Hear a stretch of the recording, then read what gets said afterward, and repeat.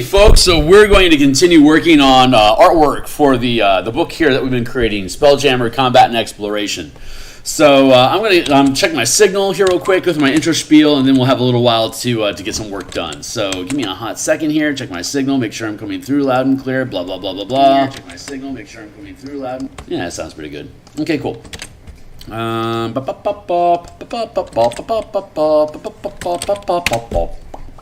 All right, cool. So intro, hey, my name is Phil Kearney. I create role-playing game supplements. I publish them online. I've been focusing most of my attention on Dungeons & Dragons 5th edition. There's a slew of links in the description down below to previous books that I've published. If you check out the free previews for each of them, there's probably about 150 illustrations across the lot of them. Maybe about 250 pages of Dungeons & Dragons 5th edition content that can be used by both players and DMs. There's also a link to Patreon if you want to encourage more behavior like this. You can purchase some of the books. Follow me on Patreon. I've just posted that I'm live on Twitter, so if you want to follow me in the future, get notification when I go live like this. I always post on Twitter, as well as different illustrations that we've completed, so you can go to Phil Kearney, at Phil Kearney on Twitter to check out some of the work that I've done. Otherwise, best way to support the channel is to like, subscribe, and hit the bell icon to get notification when I'm live. I'm here 6 days a week, 9 times, Monday through Friday, doing Spelljammer art like this book cover we created back on episode 15 of this stream, and what we'll continue with interior artwork today for Illithid Battleships. We have an Illithid Nautiloid floating in the background with Illithid Cuttlefish fighter craft coming aboard, basically storming the beach, as it were. So we're using reference images from Oregon coastline here and here as our color references. Colorblind people like me need to use photo references using our RGB tools over there. Over there in the upper right-hand corner where I'm spinning my mouse.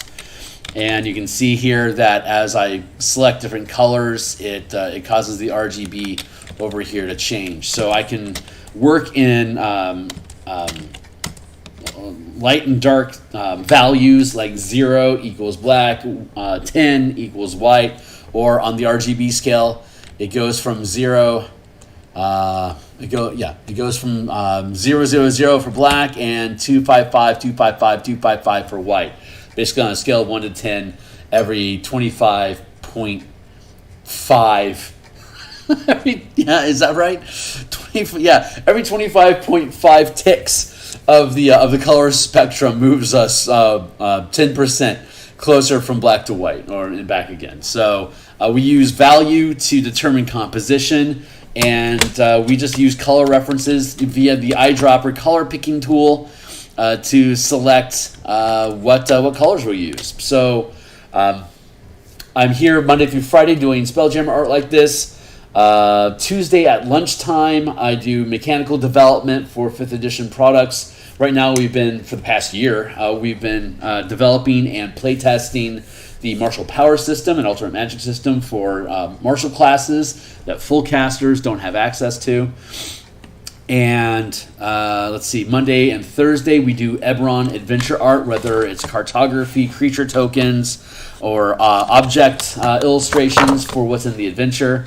And then on Saturday we do commission work. Last Saturday we finished Ukulele Bard, Joseph Vargas's book cover for the Reclement tabletop RPG in development, and this upcoming Saturday we're going to look at that book cover that we created and create Happy Trees Joy of Painting style paintbrushes, and show how you can use those brushes to create different things like skies, clouds, mountains, water, trees, hills, bushes, rocks, all the things that you see Bob Ross do in the Joy of Painting.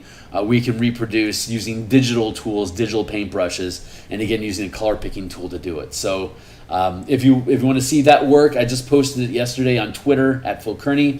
Check it out. But in the meantime, I've got about I have about an hour or so for me to work this morning. Let me click this stuff out of the way. Okay, cool. Yep. So we got 20 minutes on the block right now, and we got probably about 80 minutes in us. So I'm going to take a sip of coffee. Good morning here in Seattle. And I'm going to chase it down with some water. Cheers. Whether you're catching this live or after the fact in the replay, be welcome to drop a comment, say hello.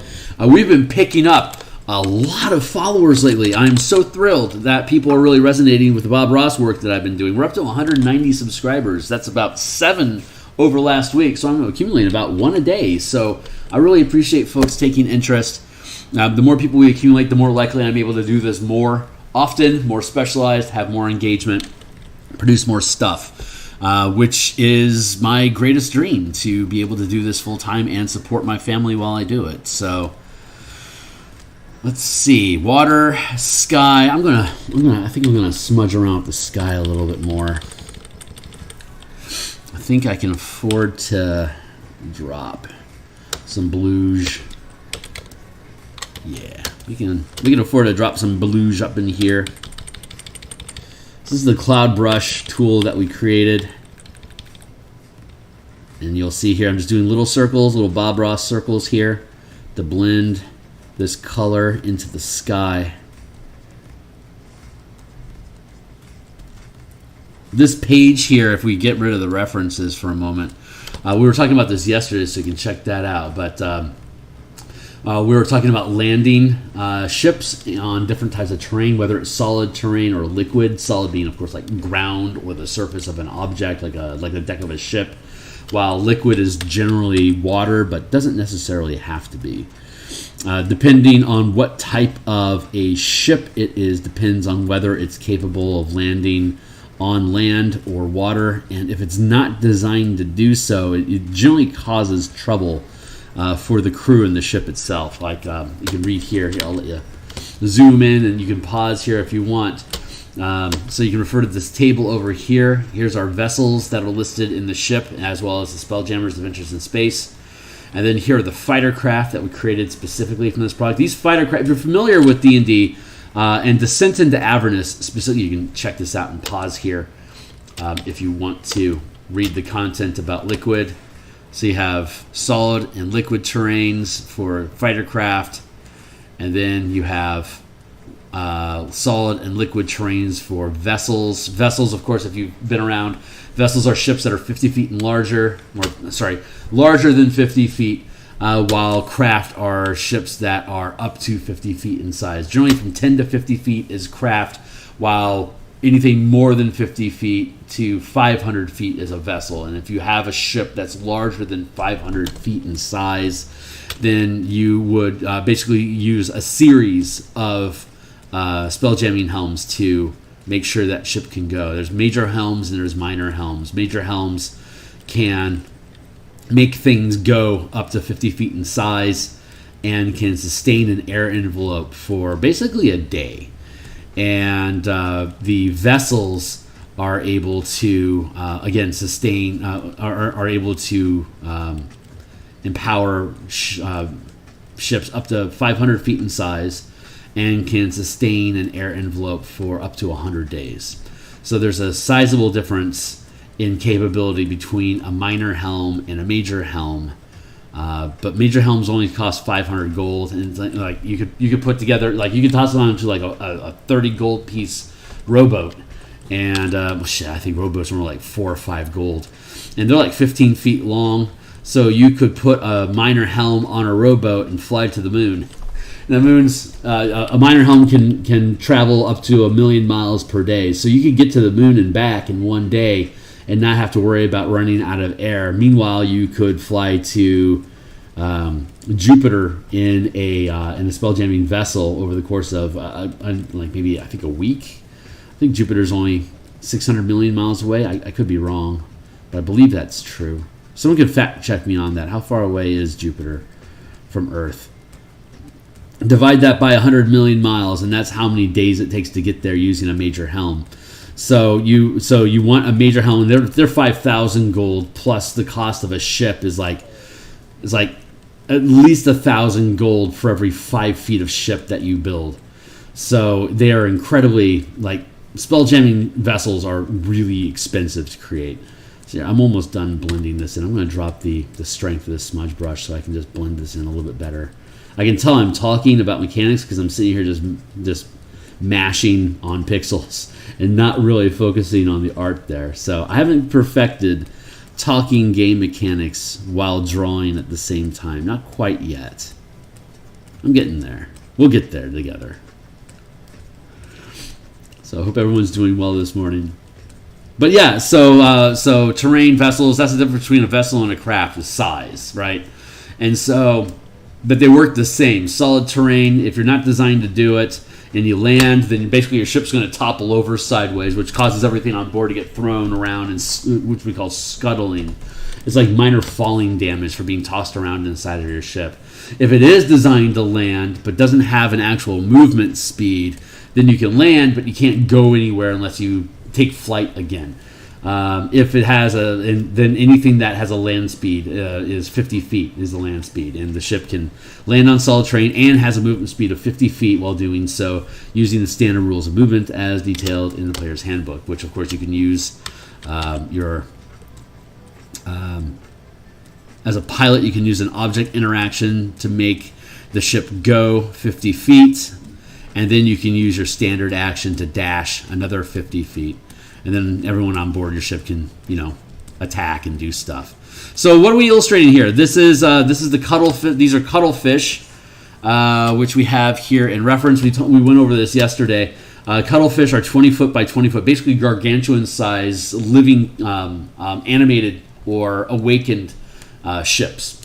And the nautiloid is each square here is 50 feet. So that's a 200-foot long craft, all tentacles included, while the cuttlefish is only 20 feet.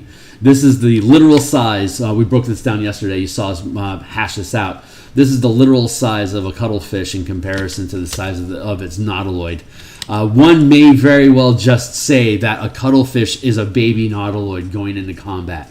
And the cuttlefish that survive and feed on enough sentience, it has this hatch here. This hatch opens up, and that's both how you climb into the vessel, but it's also a holding cell for creatures. And while a creature is caught in this antechamber, the cuttlefish can feed off of their intellect to power itself. The cuttlefish only eats off of psychic energy.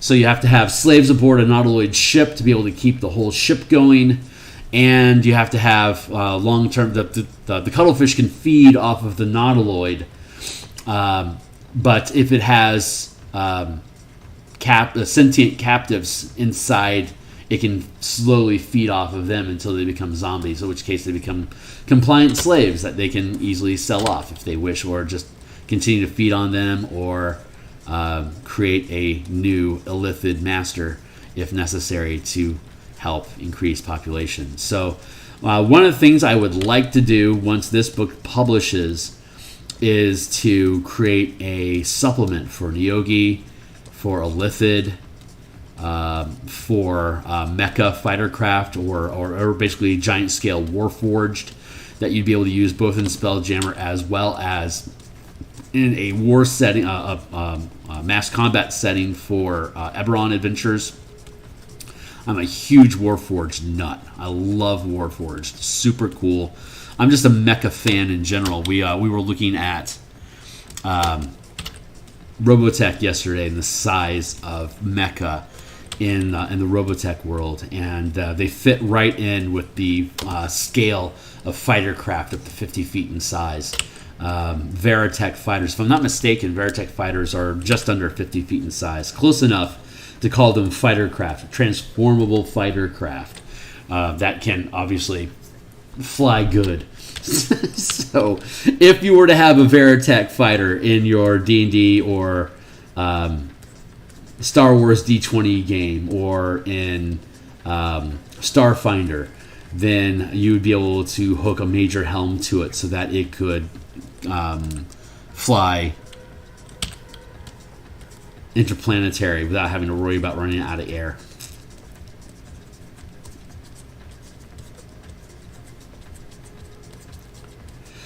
But when we finish this illustration, we'll have an opportunity to go in and take a look at the hazards section, where we talk about air envelopes, air supply, air being fouled, and becoming deadly over time. But I'm enjoying this cuttlefish illustration here. Just spending more time in the sky than I probably should. But I've been geeking out here with you guys, so I really don't mind. I think the first thing I need to do is the mecha. In second edition had this thing called Spirit Warriors, but then again there's Titan Warforged, and any number of giant robot fantasies that is absolutely fulfilled by the fightercraft rules that we already have in this book. It's just changing the aesthetic. Currently, fightercraft don't look like people. They generally look like creatures. So the natural evolution to that then would be to create the fighter craft, which is, by the way, perfect timing for the Bigby Presents Giants, because we can express giants in D&D using this supplement in the creatures in the creature menagerie section, looking at massive sized creatures, 50 feet and larger in scale. It's I will be interested to see if Wizards in their giant present book present giants as large as the illustrations. The illustrations are showing 200-foot tall giants, but I suspect I will be pleased if they adopt any kind of mechanics about things larger than 20 feet. Because once you get to 20 feet in size, like this 20 foot by 20 foot, that's the largest size that exists in D&D, called gargantuan. But we have just mega creatures like megafauna, 200-foot long Ghidorah, like really big things, and the mechanics inside this book to be able to stat out and operate those kind of creatures. So like cosmic horrors being 100 feet in size, stuff like that. So it's only natural that we'd be able to do the same with giants. So giants versus mecha. That's literally Robotech Zentradi versus Veritech pilots. It's all, the rules already exist here. You can do that. If you buy this, you can play Robotech D&D style. But I will take time. Well, I've got the Eberron adventure I need to finish, and I've got the martial power system. But once this book is finished, our Tuesdays are going to be freed up, because martial powers will move to Monday and Thursday night. Eberron will move from Monday and Thursday to Monday through Friday mornings, like this. So that's going to open up space on our workbench on Tuesdays to work on giants and mecha together, so we can potentially out Bigby Wizards. Most of my products are about doing the things that I think Wizards should be doing but didn't. So like in the description down below, there's the color mana spell point variant rules. When Ravnica, Strixhaven, and Theros came out, I was excited, thinking that we would have a color system, a color mana system to actually use in D&D. But when they didn't deliver it, I had to create it myself. So it's 100% functioning, and in the process of creating color mana, I actually created a far superior generic spell point system that works incredibly well with D&D, 2nd edition, 3rd edition, and 5th edition, as well as 1st edition Pathfinder, and if you want to, even 2nd edition Pathfinder with a little bit of work. Anything that uses spell levels 1 to 9 across character levels, and character levels coinciding with the level of magic that you can cast. The spell point system works fantastic. It's the same system that we use in the Martial Powers product that we stream on Tuesday at lunch. So there is a ton of just super cool stuff. And I am considering whether or not the mecha and giants should be in a drive-through RPG production, like an independent Kickstarter type project, or if I should also have that on the DMs Guild, since we're addressing the giant supplement. I haven't quite figured that out yet. I don't have a lot of lift or supporters currently, so I don't know how well a Kickstarter project would actually fare. But all the mechanics exist. We just have to rewrite them so that they're system neutral, using just 5e in general. But it's good stuff, man. That stuff is out there. We'll figure it out. We'll all figure it out together, and then we'll keep on heading on. So I'm pretty happy with this. I think I'm getting pretty content with this guy as is here. I've just been talking shop, so don't mind me. Just thinking of the future, what I can do.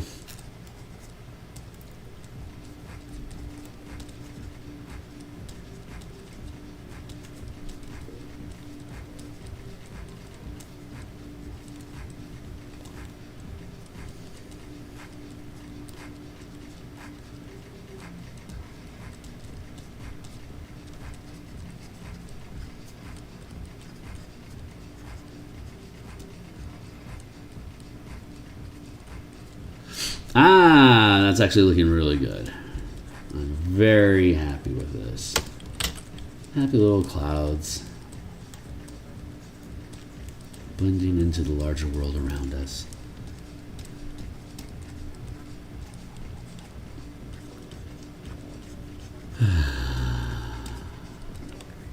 Just relax into the space and let the pixels push. Let the pixels push themselves to where they want to be. It's their world. We're just expressing it for them. We're just helping them see their world around them. But it's the world that they have to live in. So it should be the way that they want it to be.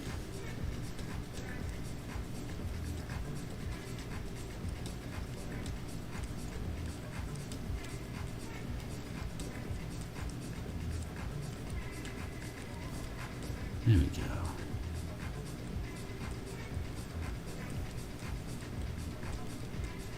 There.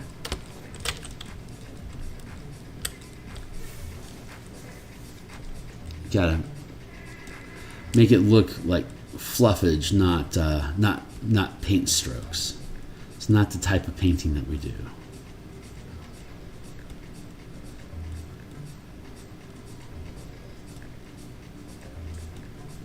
There. Good. Let's get rid of the streak a little bit in here, blend that in.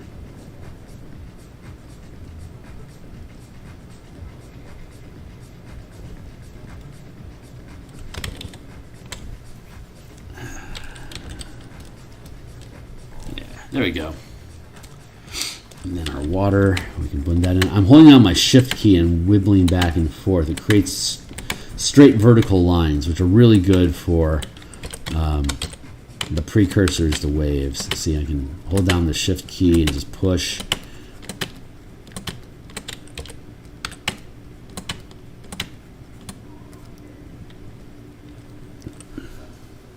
Very easy, simple little waves. So we can come back and we can create little breaks and crests.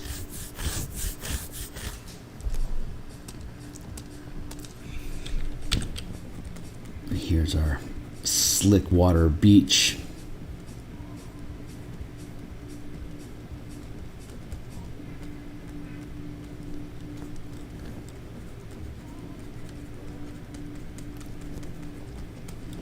Just blend that in as well. There we go.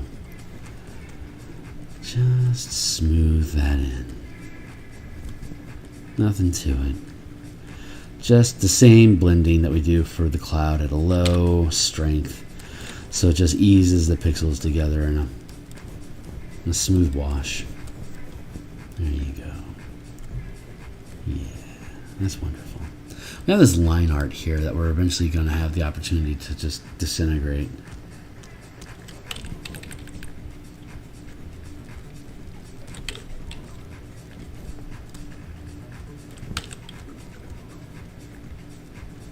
So just wash that out.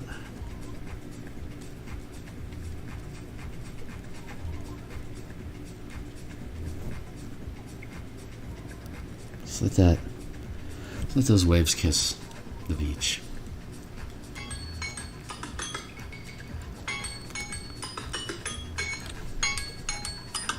"20-minute timer. Let's put some coffee in our veins." And of course, every cup of water needs 2 cups. So each cup of coffee needs 2 cups of water.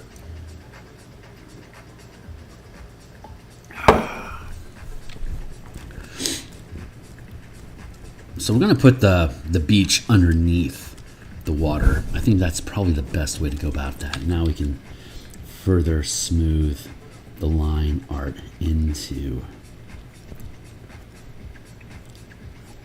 where that wave meets the beach. There we go. Nice and smooth. Nice and smooth. There we go. Very good. Very, very good.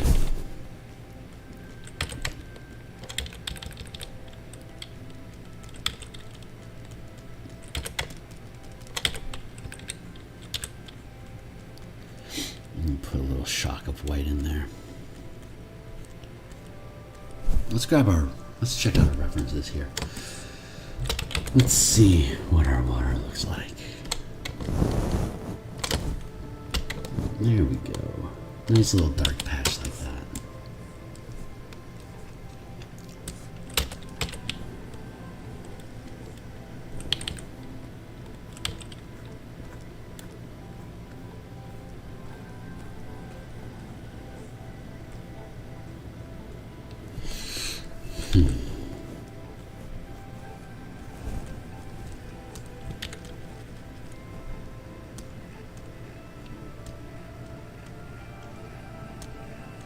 Where's that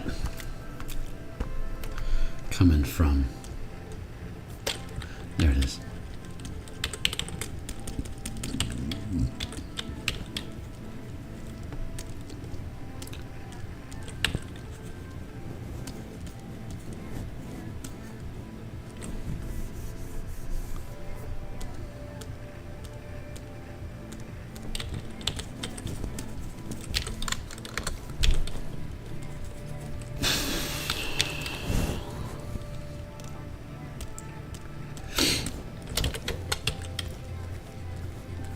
There.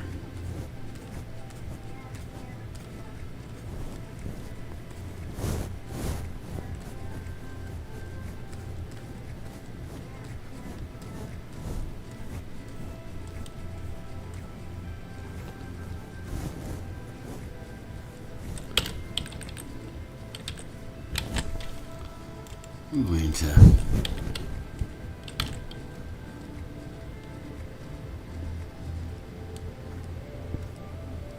hop like that.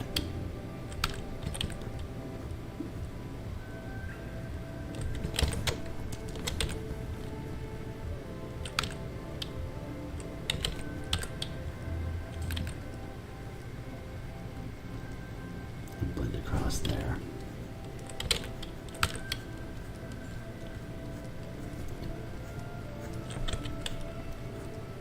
What are we using? We're using a 60% brush here.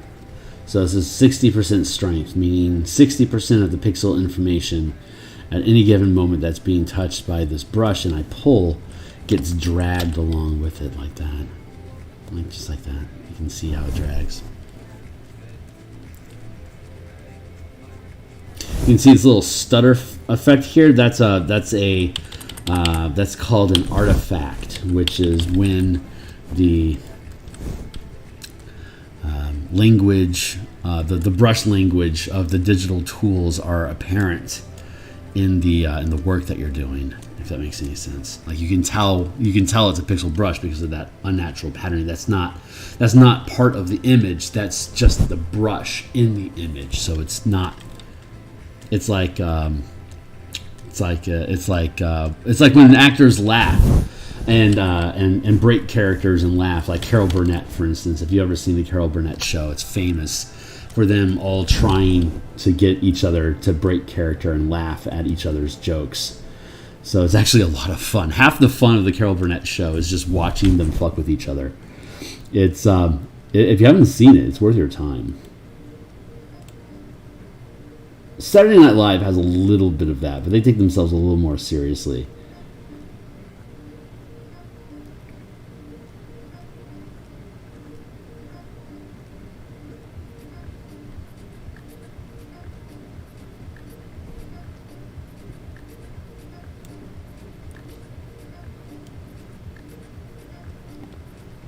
There we go.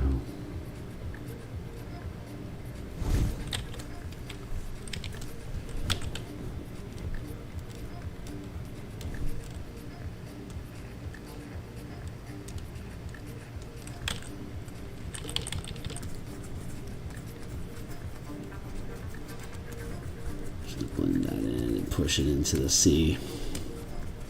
Just push it back into the sea.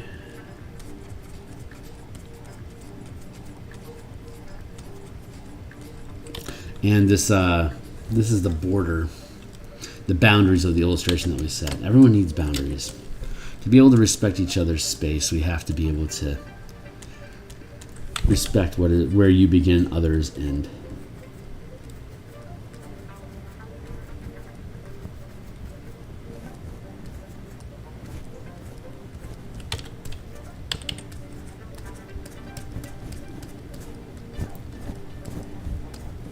Push that back into the space.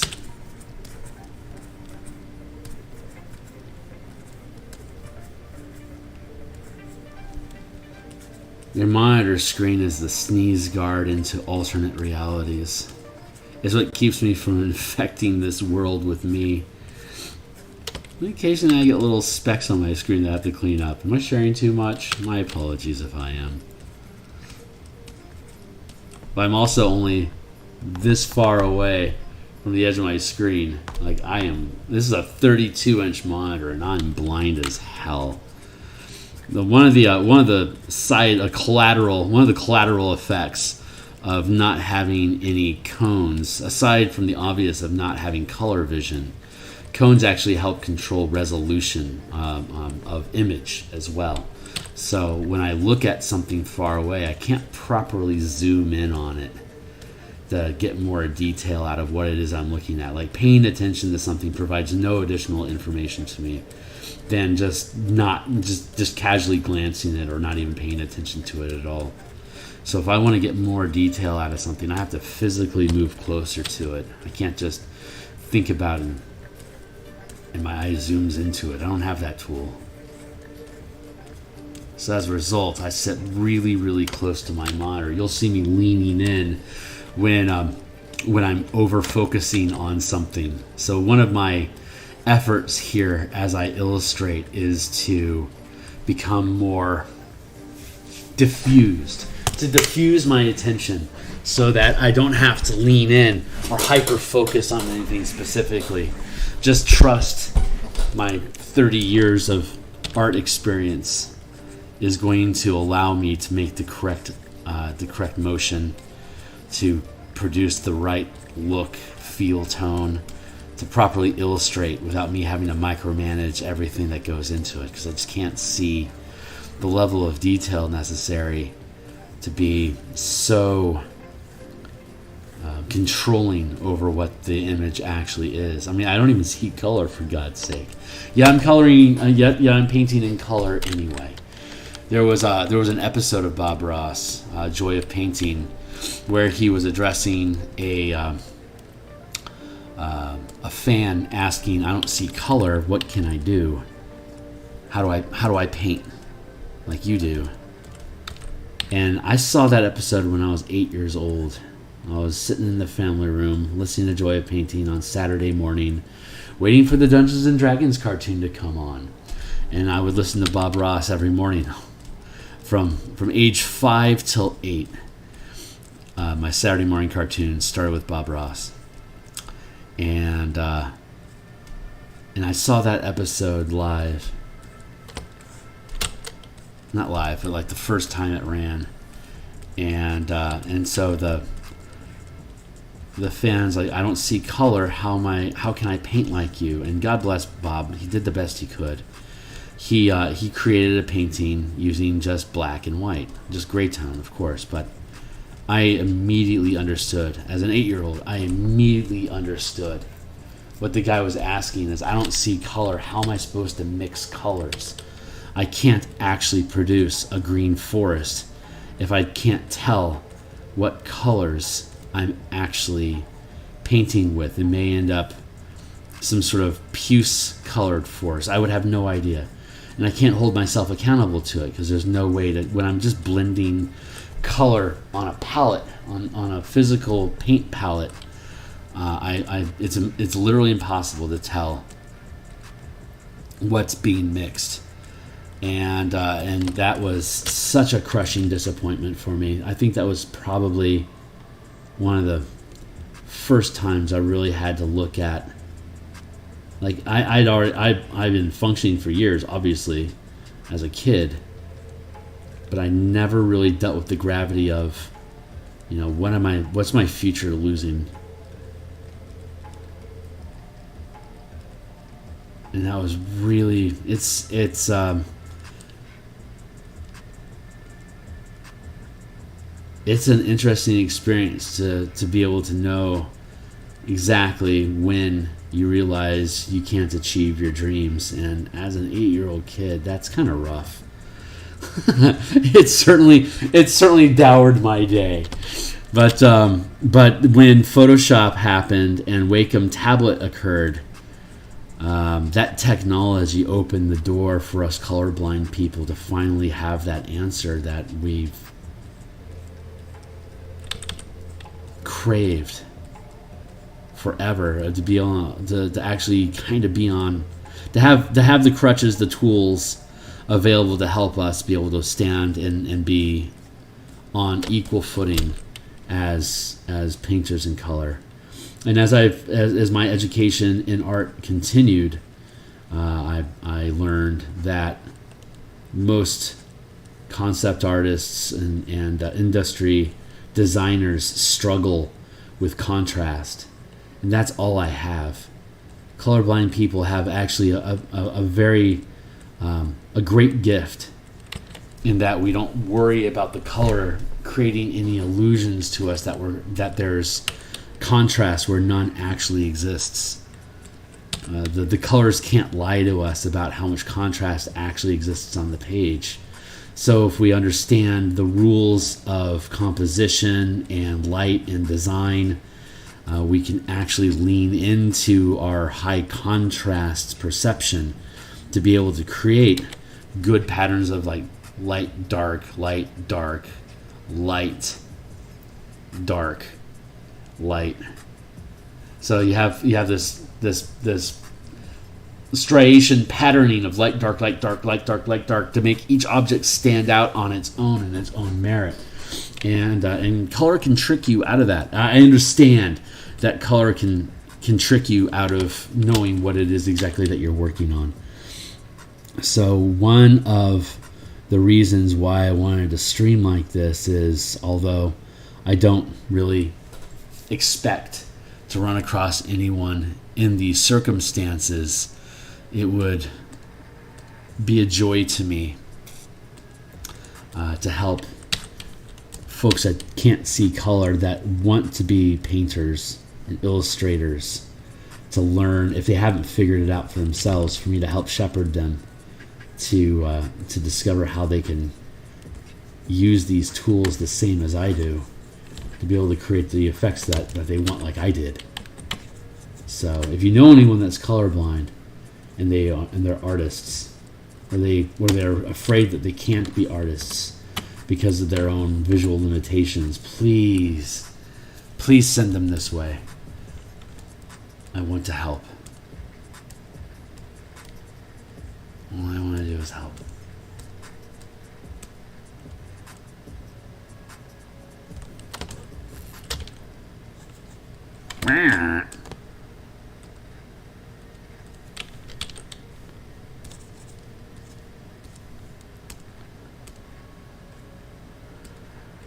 Huh, I guess I merged all that stuff down foolishly, perhaps, but I did regardless. So here we are. Sometimes I merge layers when I'm not supposed to, and I forget where the line art is at. Oh, well, c'est la vie.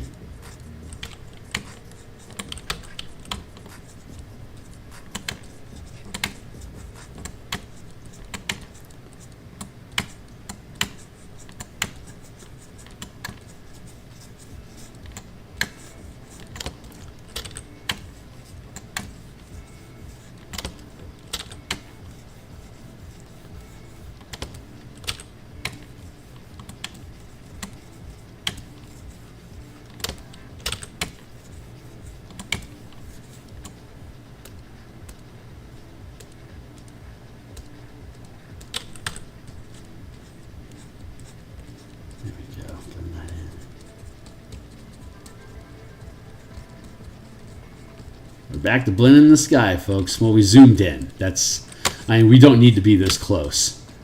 But if we do operate this close, we have more detail than is necessary for people to read at this resolution. So if you're operating closer, see, did you see that? I was leaning in. It's because I'm trying to work at a level of detail that I can't perceive at this distance. So I just naturally lean into it because most of my life I didn't have, a magnifying glass handily at hand. And by the time I did,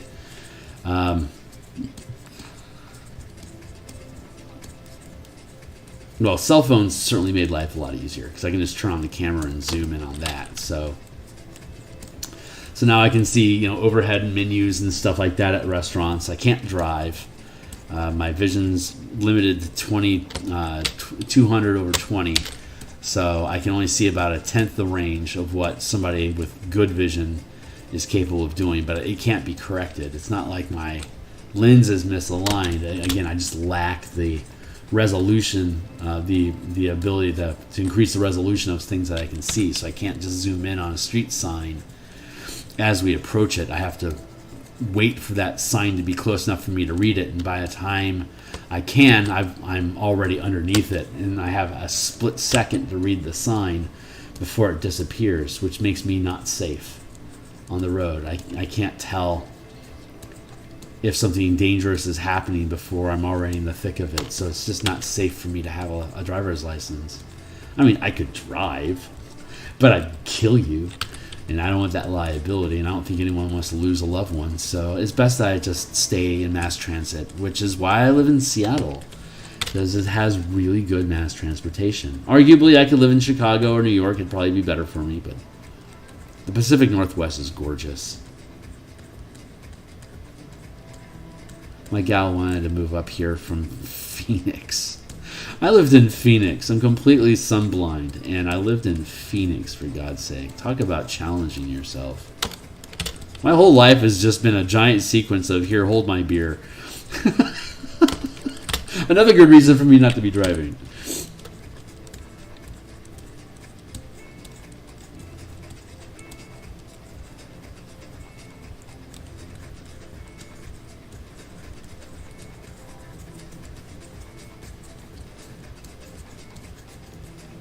Arizona is the least generous mass transportation system. They spend all of their budget on asphalt, repaving roads that are destroyed by the heat and sun. They don't invest anything in mass transportation at all. It is hilarious that I lived there. But leaving there and moving here was such a breath of fresh air.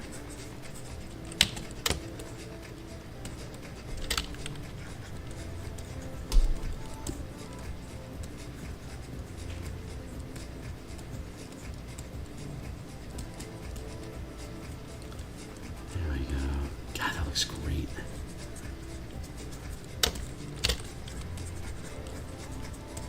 I has a proud of this painting. This is a good one.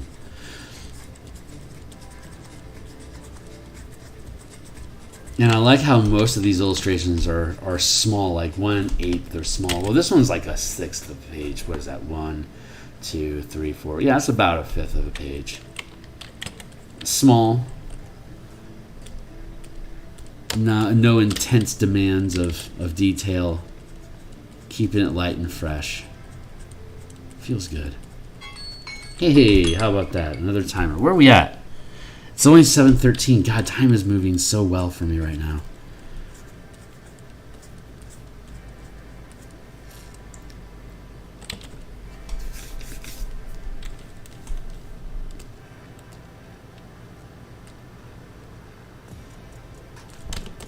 Where is that? Oh, I see it now. Very subtle detail.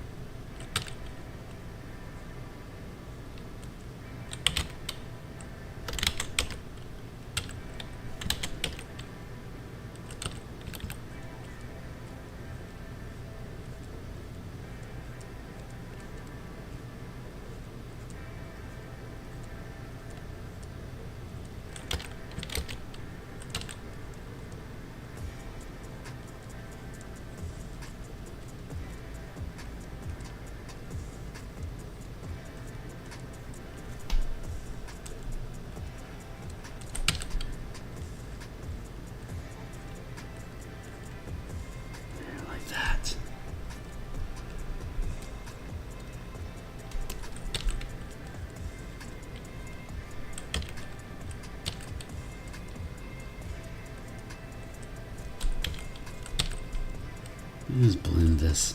It's a little shock of white. Help create these little wave effects here like that. Gotta get that line right. There we go.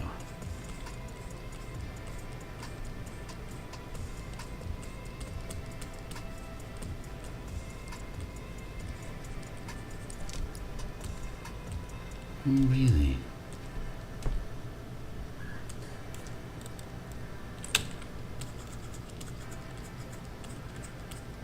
I'm going to blend that in like that. There we go.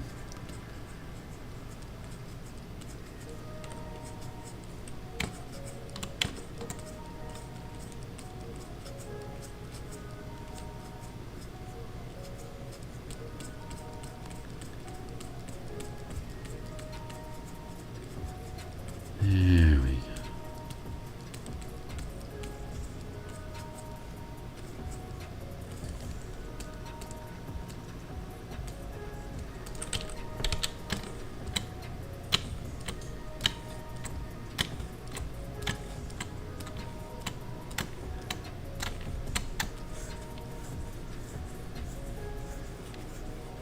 Just blending in that horizon line just to make it smooth. Just to smooth it out.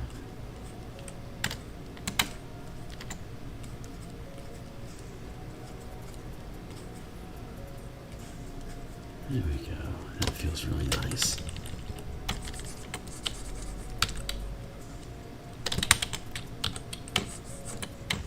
I'm going to create a hard break there. I'm going to smudge this in.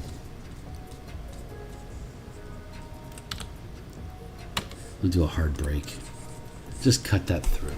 And when we finish the illustration, we'll be able to come back through here and blur in the edges so it fades in from the meow. Where'd that go? We still doing okay here? Yeah, we're doing okay. All right, great. We're doing just fine here. We put this beach underneath the water because beaches are underneath water. That's just how beaches work. So it made sense to do it here too.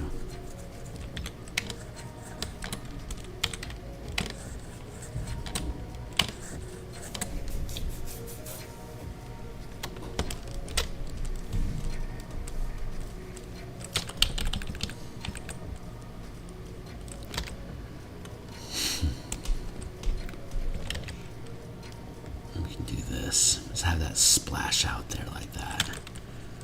Just create some interest over here.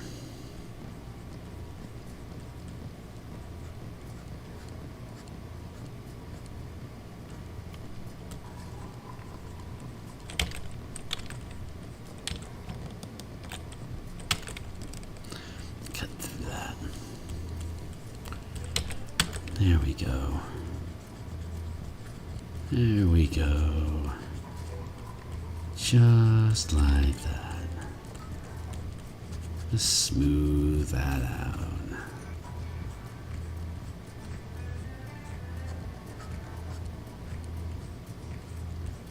There we go. Blend that in, that foam.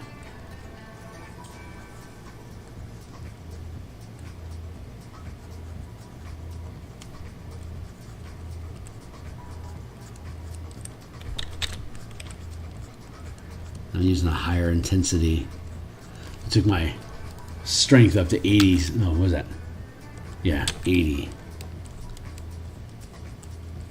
So I can pull these pixels across the beach front a little bit more strongly.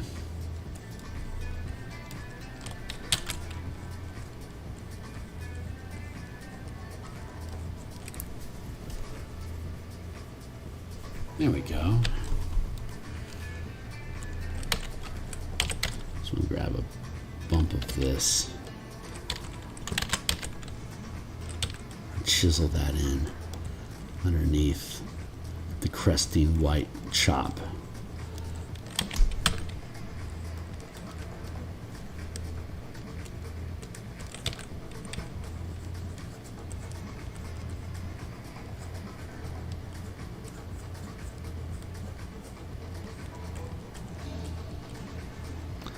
My coffee machine says,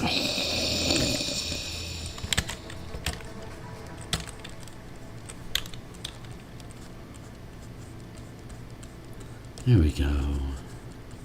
There we go, just like that. Very good. Very good.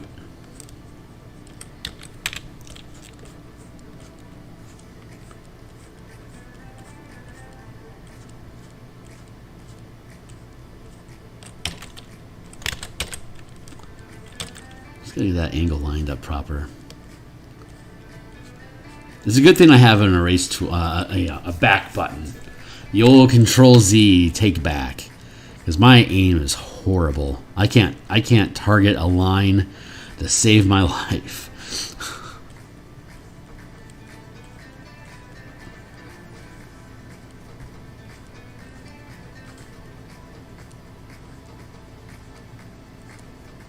Digital is so forgiving.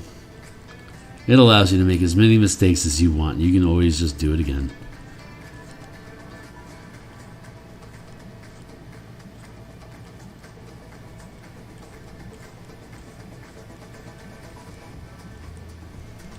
There. That's pretty good.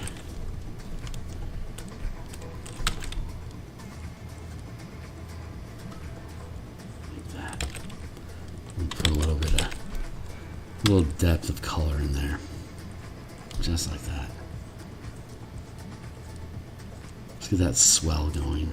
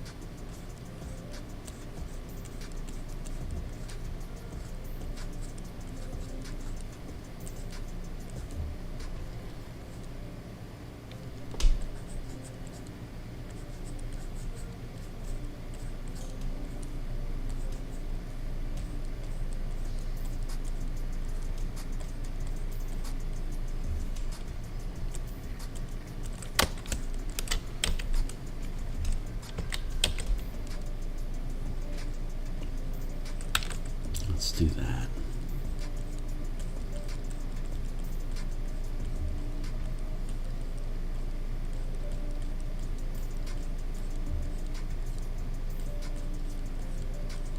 Blend that back in.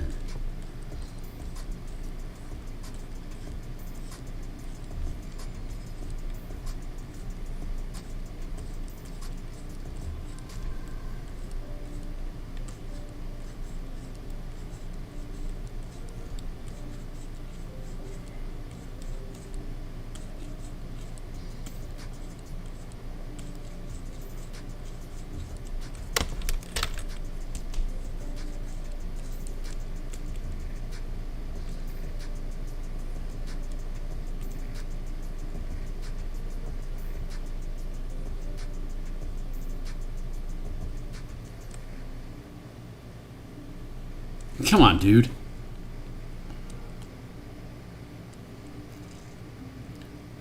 Whatever.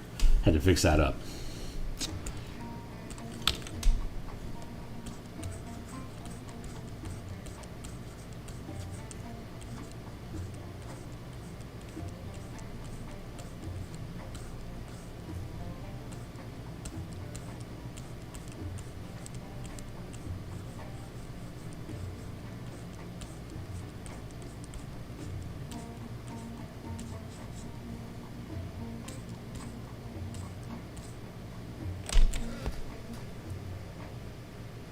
There we go.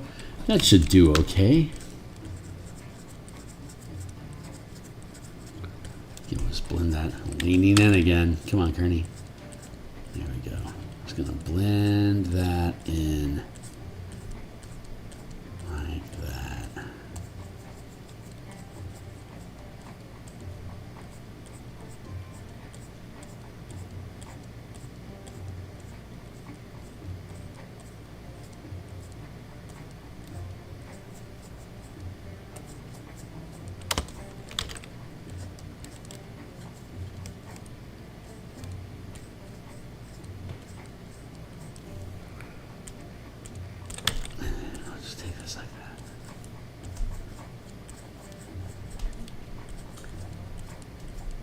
Smoothness is what makes good water in the distance. Once you establish the water line, you can chop it up depending on what kind of turbulence you want. But its nature is smoothness. It's liquid. It wants to be smooth.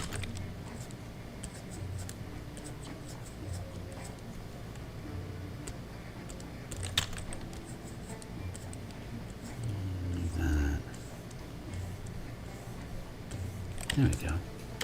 Cool. Not bad. It's that's a realistic size, I think. What is that? 30%. That's probably as much depth as we really need. So I think we're doing okay here. Get rid of that.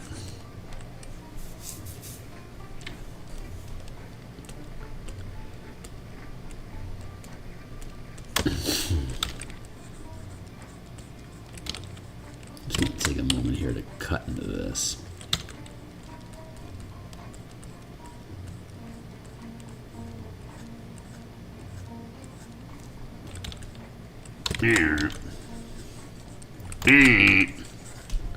Careful, Kearney. Watch your lines.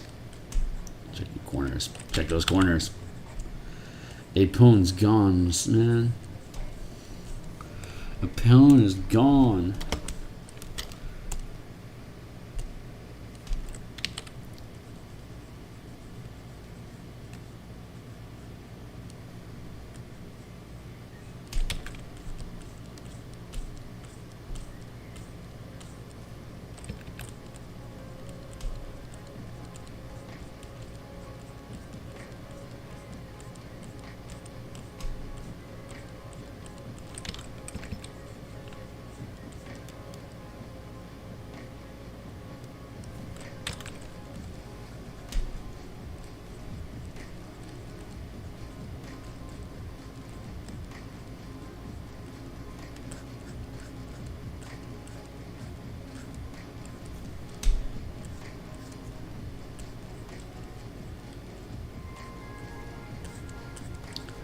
There we go.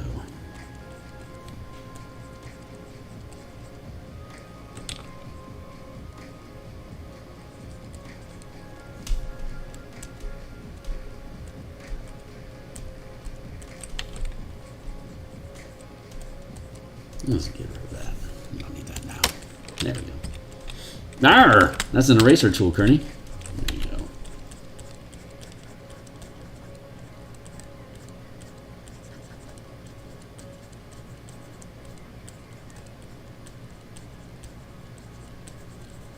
I spent a year on Bob Ross paintings. I made about 120 of them during that year.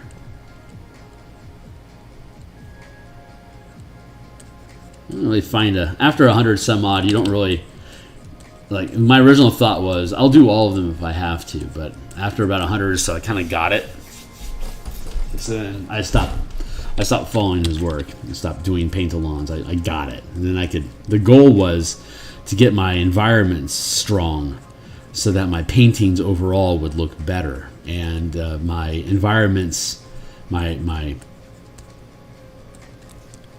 as one would expect, using the Joy of Painting style of wet-on-wet illustration got to the point where it far exceeded my ability to create structures, items, and creatures. So I kind of had to pump the brakes on further developing my landscaping skills to try to let the rest of my portfolio of skills have a chance to catch up. I became out of alignment with myself. So it's been about probably 3 years, maybe 4. Oh my God, is it? Yeah, 4 years since then, and I'm just starting to get to the point where I'm happy with how the other elements of illustration are starting, like architecture and physical and like creature anatomy. It's starting to fill in, but I'm still chasing just the expressive quality of Bob's wet-on-wet techniques here in the digital medium.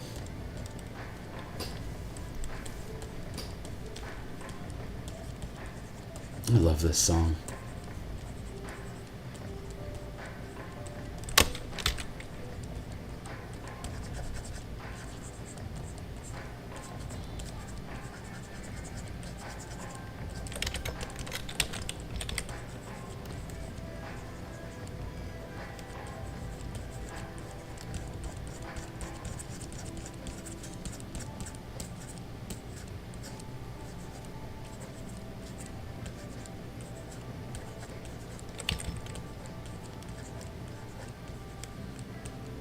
I just want to get some contours in here to help start building some language about topography that these mecha are traversing. I've been doing a lot of Illithid illustration in this Illithid illustration. I'm observing this. I'm aware of that truth. That this was advertised as an Illithid battleship illustration, and there is absolutely, I don't see any Illithid anywhere, right? It is, it's 7:30. Cool. So we got another 20 minutes left. We're doing okay so far. We've got a decent piece of terrain here. I'm going to chunk it up a little bit more. just to cover up that little white shock there. There's this white shock, so instead of me blending in the white into the sea, I'm just going to make some more rock here just to chop up the topography up here to make it a little more rugged is what I'm trying to say. I'm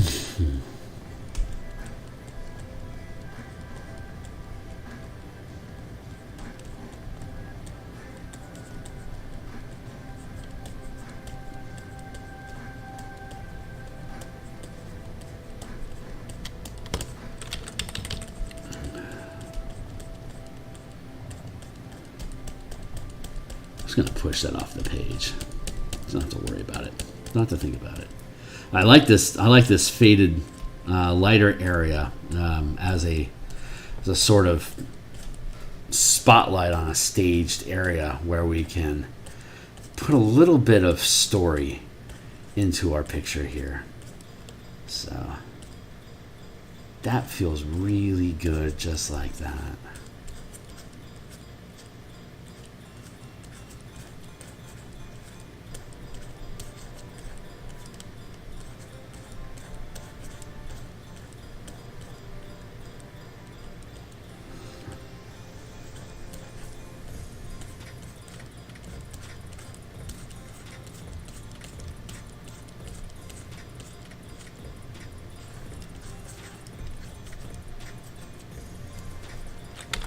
And then dropping down to a really low strength, 20%. Very, very low strength here. Just to make it blend very smoothly. Unnaturally smooth, perhaps, for rock, but it is what's needed for the composition right now, so we question not the process. All right, that feels pretty good. So that's terrain for now. I'm going to have to add in some moss, low grass like beach grass vegetation here, just to keep all that real. Let's make sure we have all of our layers present. We sure do.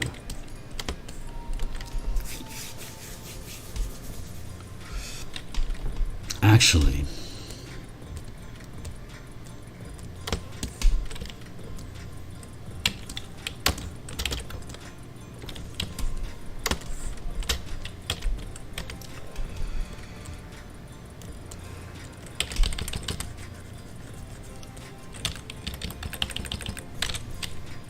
whoa. Thank you.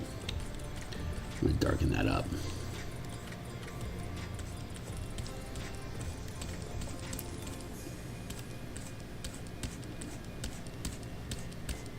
And we push it underneath the water to extend the beach underneath the water, as beaches do.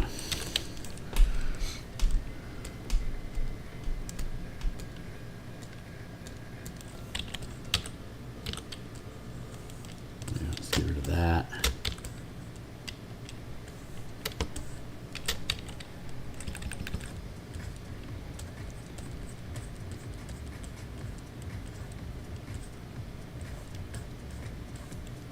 Blend that all together there. That feels right.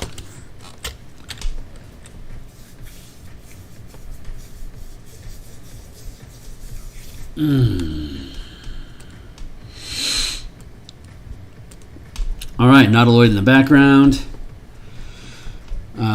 Cuttlefish coming on board, and Cuttlefish coming on board. That actually sits really nicely.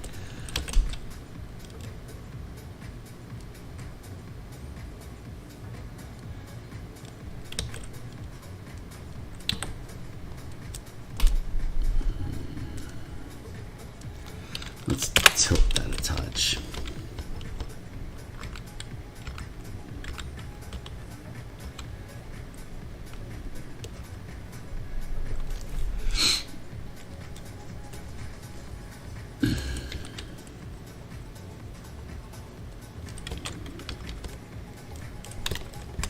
It's important that I don't break that ridge.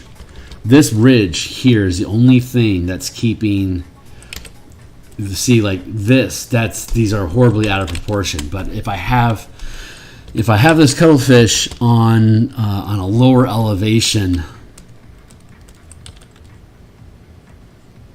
like this, if I can keep it off that line, I can preserve the illusion of distance through overlaying. See, it's further back. And this cuttlefish is.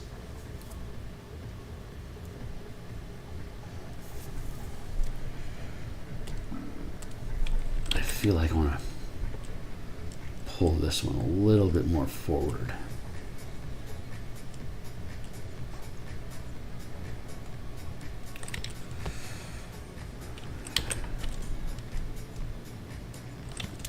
Kind of like that. I think I'm going to tilt him just a touch.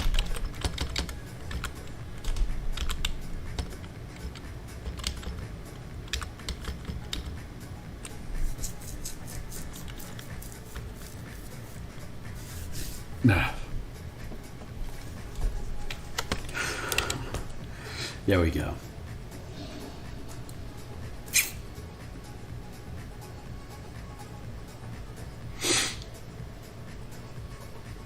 I could potentially make that that back cuttlefish just a little bit smaller.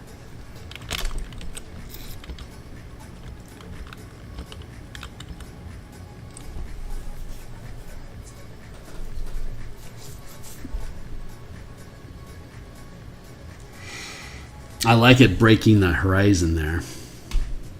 That's important.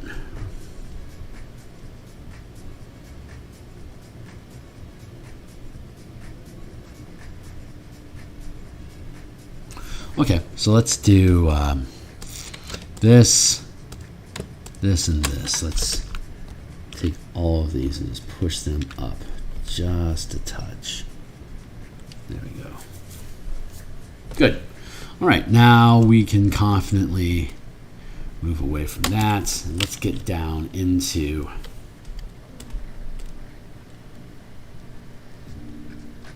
I like the language on that. I like the atmospheric disturbance of decreasing the sharpness. We're going to use these richer colors for the foreground here. We'll use a slightly muted tone, so it's a little less than this, and then we'll have these all have the same color palette. So this being much richer pulls it forward again. More saturation means proximity. So the less saturation you have, the further away it is, because the atmosphere itself is dispersing the light. So the saturation, the sharpness of color declines with distance, which is another size, foreshortening, overlapping, and color saturation are major triggers on being able to denote distance, to be able to fake distance in an illustration. We are almost out of time, so I'm going to start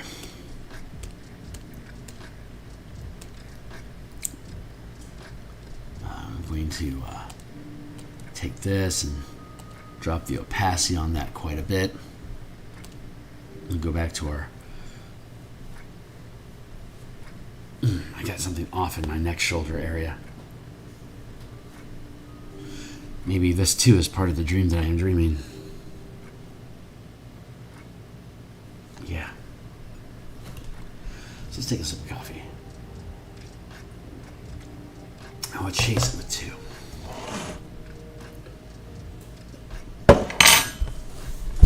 And we'll do a little bit of line work and we're going to bounce for the day. And then we'll be back tomorrow morning.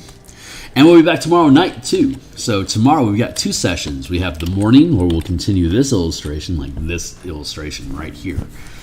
And then tonight, tomorrow night, we'll continue working on the NPC characters for the Eberron adventure. And that's been a lot of fun.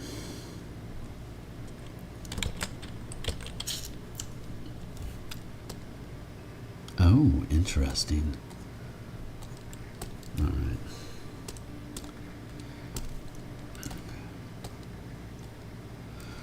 Drop that opacity like way the way down.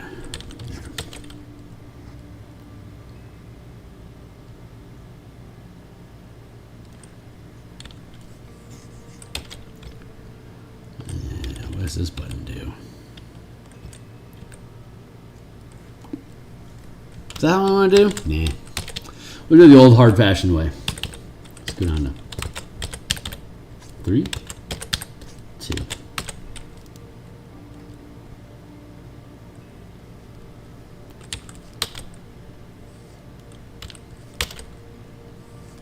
There. That's a decent line. See, I'm leaning in again. I really need to be this close, this large on the ticks on the screen for me to be able to see everything I'm supposed to see here. I'm already mincing over the details. I really don't be needing to mince on the details so much.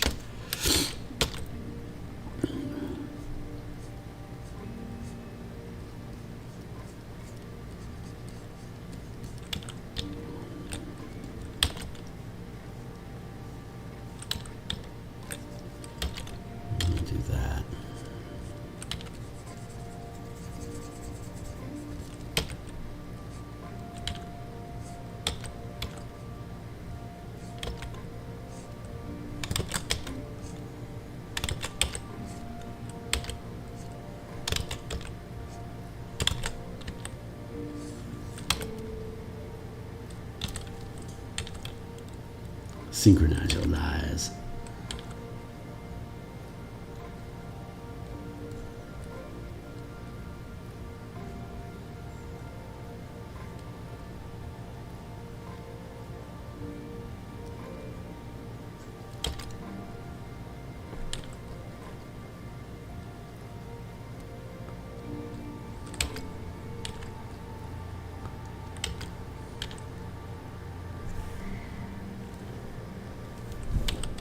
Still have a few minutes.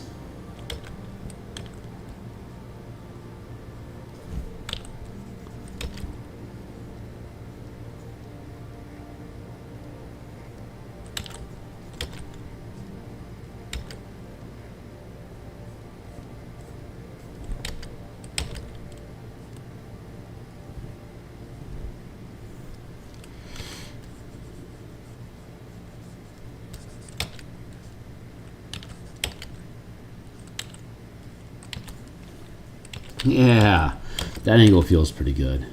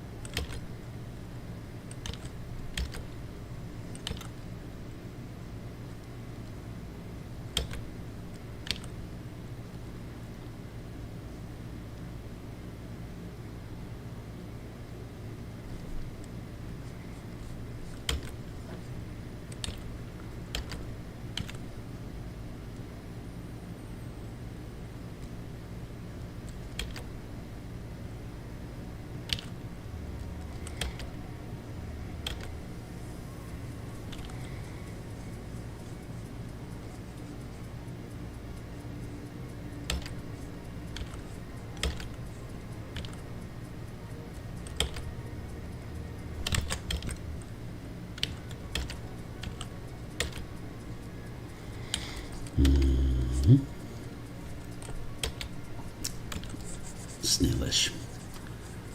Let's just work this front end a little bit longer.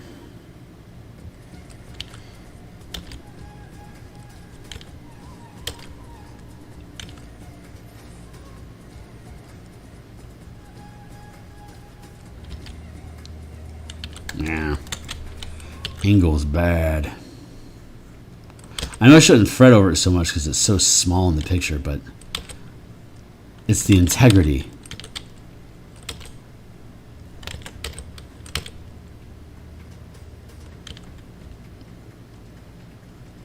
The hand craftsmanship. I know a robot can do all this stuff for me. But how the hell is anyone supposed to learn how to illustrate if a robot's doing it for them?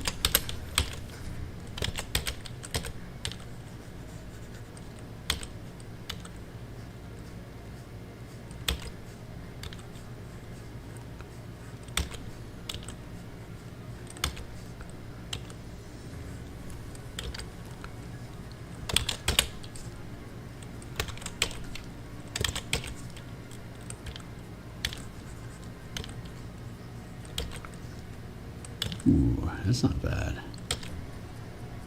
Deep cut. Nice.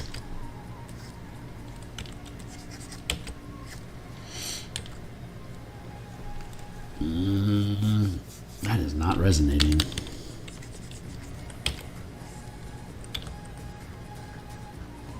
Better.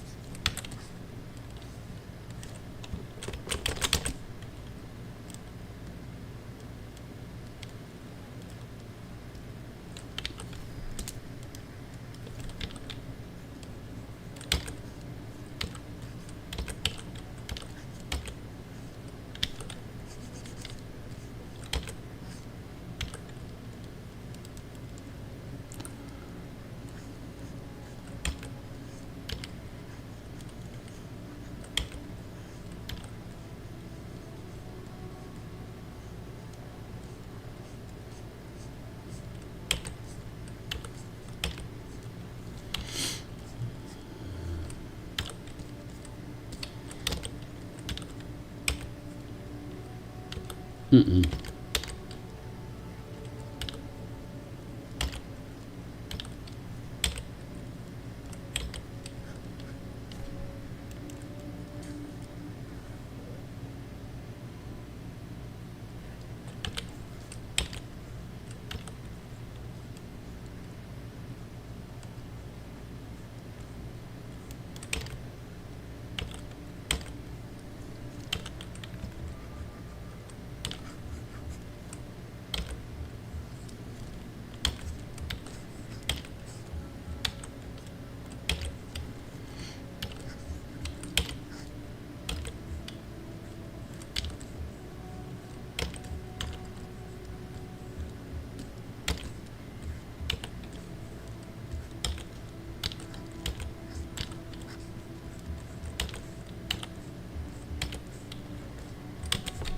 Mm-hmm.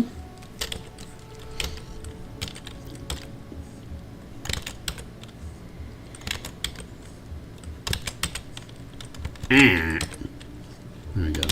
Nope. Choppy as shit. There we go. Better. Nope.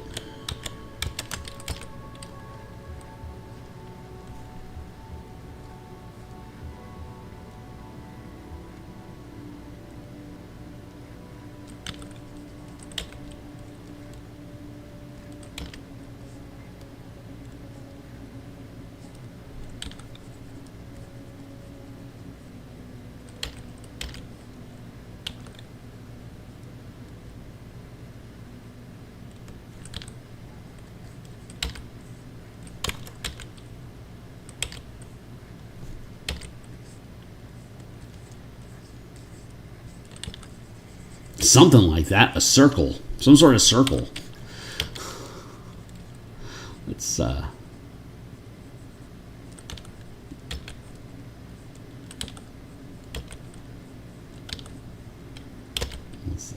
that in.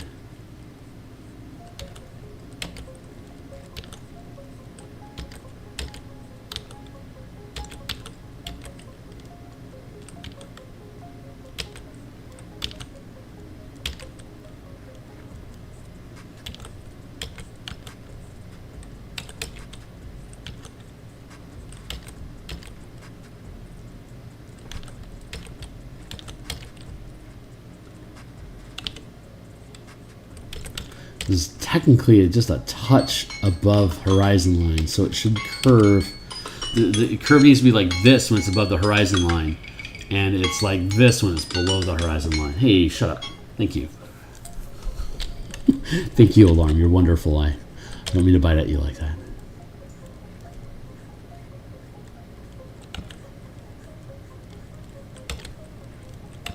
There we go.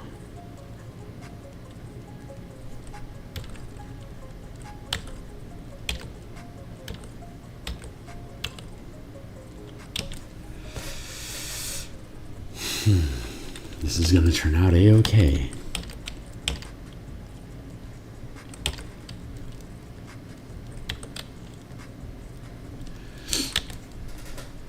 Oh, God, such a great piece. It's going to turn out so nicely. All right, this is where we need to stop for the day. We're going to do this tomorrow, some more tomorrow morning. And then we'll be back tomorrow night as well. So we do this every day, Monday through Friday. We do Spelljammer, Fantasy Pirates, until this 108 some odd page book is done. And then we'll publish on DMsGuild, and I'll have an extensive preview. You can follow me on Twitter at Phil Kearney to get notification when I'm live and to see some of the illustrations as I finish them. Liking, subscribing, hitting the bell icon here on YouTube helps make sure that my signal continues to grow. I really appreciate anyone that's hanging out with me. And we'll be back. We'll be back tomorrow. So I hope you all have a good night, and thanks a lot for being here with me. See you guys on the other side. Cheers.